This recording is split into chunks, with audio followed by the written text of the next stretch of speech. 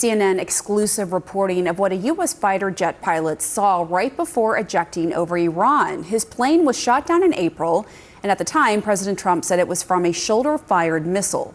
Well, according to sources, the pilot saw multiple Iranian drones swarming and moving in a formation that looked like jellyfish. One of the sources described it as a, quote, real alien. These sources speaking to my colleagues Zach Cohen and Katie Bo-Lillis. That fighter pilot was later rescued by special forces. CNN senior national security reporter Zachary Cohen is here with us in the Situation Room with his exclusive reporting. Zach, tell us a little bit more about what the pilot described seeing and how the intelligence community is reacting. Yes, sources say that this description really shocked U.S. intelligence officials who were conducting this debrief of this pilot who was shot down and then subsequently rescued after they were shot down over Iran in April. And our sources say that the pilot was talking about witnessing multiple drones that were interconnected, with the larger drones operating above the smaller ones acting sort of as legs, all of these drones moving in unison, which suggested that there was interconnectivity between them. And that's something that we're told was not something the intelligence community, the U.S. intelligence community, was really tracking as far as Iran's drone capabilities are concerned. Another source characterizing the pilot's account as describing a minefield of drones, and initial reports did acknowledge the possibility that these drones could have in some way enabled the Iranians to shoot down this F-15 fighter jet, which would be a pretty remarkable moment in this conflict, given this was the first instance in which a manned U.S. aircraft was shot down by the Iranians. Now, there are some questions as to whether or not this pilot did actually see what he described as seeing in this debrief. For one, the pilot was concussed from being shot down, and two, this was actually the second time he had been shot out of the sky during the weeks-long conflict with Iran. He was one of the pilots that was hit by friendly fire over Kuwait just a few weeks before that, too. But all that taken into account, this did spark a debate inside the U.S. intelligence community about Iran's drone program and Iran's drone capabilities, and if they were able to achieve this new capability as far as the U.S. was concerned, how did they manage to do that without intelligence agencies seeing that happening? And one idea that is the most likely scenario, if this was in fact the reality of what the pilot saw, that Iran likely needed help from Russia or China in order to do this. Now, there's a trail of evidence that suggests Russia and China have both provided drone technology to Iran, and that's something sources described to me as really the biggest indicator of how Iran could have achieved this capability. Interesting reporting. Good work, Zach Cohen. Thank you, and very much. Thank you. All right, back with us here in the Situation Room is CNN military analyst and retired Air Force Colonel Cedric Leighton. I wonder just what your reaction is to what you heard from Zach's reporting here, what this pilot purportedly saw, and the reaction from the intelligence community, the surprise. Yeah, surprise is always a bad thing in the intelligence business, right, Pam? And so when you look at, what the pilot allegedly saw and Zach's reporting, and you combine all these factors, what is distinctly possible is that there is a new technology or at least new tactics being employed here.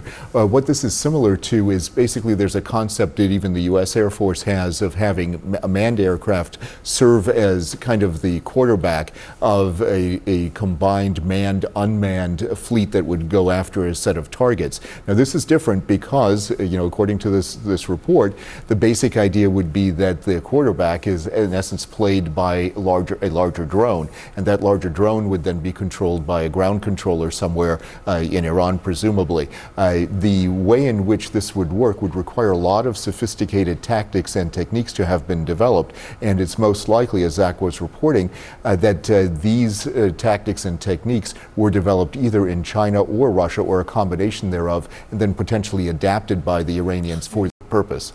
You're a retired U.S. Air Force Colonel. How do you defend against this so-called jellyfish formation of drones? So that's going to be a real challenge for the Air Force and really all flying entities out there, because a formation like this, first of all, it was a surprise to the pilot when he saw something like this. And then the other part of it is that the whole effort behind this is to create something that overwhelms the natural defenses that the pilot has, as well as the electronic defenses that the aircraft would have. For example, an aircraft has something known as a radar warning receiver, and it's designed to really take a look at all the radar inputs that are coming that are possible threats to the aircraft. When you have multiple inputs or no input at all, but a threat like that, it's really hard to defend against that. So there is going to have to be, probably an integration of artificial intelligence into defensive capabilities. It's also going to really rely on the ability of the intelligence agencies to assess exactly what technologies were employed and what techniques were employed, because the tactics and techniques are going to be critical to countering them. An understanding of that is going to be key. It's impressive. The U.S. Pilot ejected in Iran, but was still rescued by U.S. military personnel. Absolutely, and that speaks to a whole realm of combat search and rescue capabilities that are basically generations, light years ahead of what happened back in 1980 when we attempted the hostage rescue mission.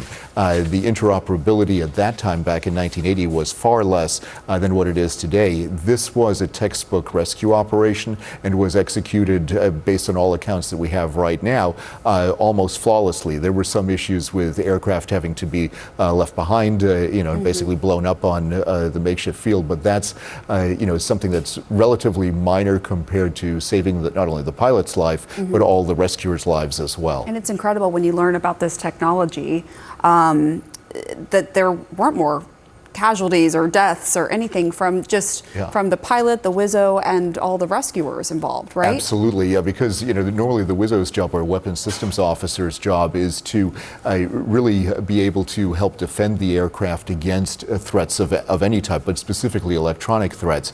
And this kind of an operation may either take place in a frequency, the command and control frequency, that would be something that is not being picked up by our aircraft. That's a possibility. Or it may be done in a way where there is no radio transmission, where the systems operate autonomously and they've been pre-programmed to go after certain target sets. And the F-15 may have been a target of opportunity, or it may have been something that they had pre-planned and were basically willing to test this tactic against a flying manned aircraft that the U.S. Air Force was flying. The other thing, Sabrina, if true, is it shows the Iranians still have advanced drone technology and capability, that it has not been destroyed in this war. Just like now we've learned that their missile capabilities have not been destroyed. They still have enriched uranium, which was not completely destroyed. So what does that tell us about what was accomplished up until that point in the war? Well, what it tells us is that the U.S. military, while it was effective in degrading the Iranian Navy and Air Force, Iran still maintains and retains quite incredible capabilities. I mean, this new reporting, and as Cedric laid out, if this is true, is very complex, and something that, if Iran is able to execute on the battlefield, is really going to change how modern wars are already being fought. I mean, we're seeing that how drones are impacting the battlefield, both in Iran and, of course, in Ukraine. And so the fact that Iran is able to not only retain these drone capabilities, the United States has expended an incredible amount of military might. And just tomorrow, Pete Hegseth is going to go on the Hill and ask for $80 billion more to fund this war and to backfill our stocks. So I think if this story and the reporting holds true, Iran is really going to change the modern battlefield, and also how the U.S. purchases its own arms and thinks about future wars.